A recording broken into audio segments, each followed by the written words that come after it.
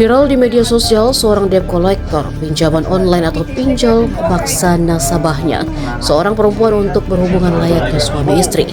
Keduanya berhasil digerebek di sebuah kamar kos di Kecamatan Bayan, Purworejo, Jawa Tengah. Videonya pun ramai beredar. Polisi mengungkap peristiwa itu terjadi pada Selasa 21 Juli setelah suami korban berinisial RW melapor ke Polsek Bayan karena mengetahui istrinya berinisial UH berada di kamar kos bersama pria lain. Permasalahan itu rupanya bukan tanpa sebab. UH, nasabah perempuan, punya utang pinjol dengan nilai 4,4 juta rupiah.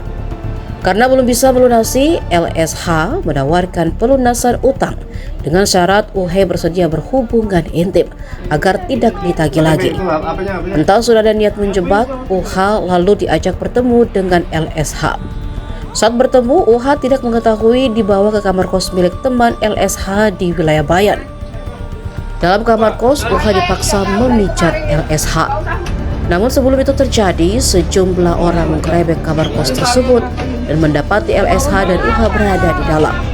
Keduanya lalu dibawa ke Polsek Bayan sebelum pemeriksaan dilanjutkan di Polres Purworejo. Polisi memastikan hubungan intim itu belum sempat terjadi karena suami UH lebih dulu datang ke lokasi dan melakukan penggerebekan beberapa menit setelah istrinya masuk ke kamar kos. Loh apa? Kamu mau disukai di bawah nggak gitu sukai kopi loh. Masa saya. Masa ini. Masa dulu. Saya nggak bisa bayar pakai uang, terus saya dipaksa pakai.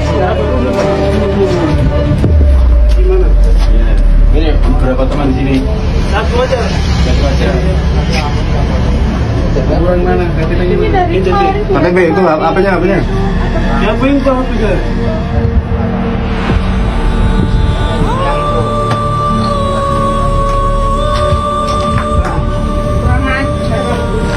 Mbak, saya sudah tahu dari kemarin.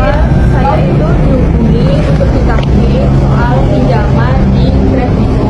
Setelah itu dia berusaha menemui saya. Setelah saya temui, terus dia juga meminta tenggang waktu selama 1 minggu. Tapi belum ada waktu 1 minggu. Dia itu menagih saya di hari kedua.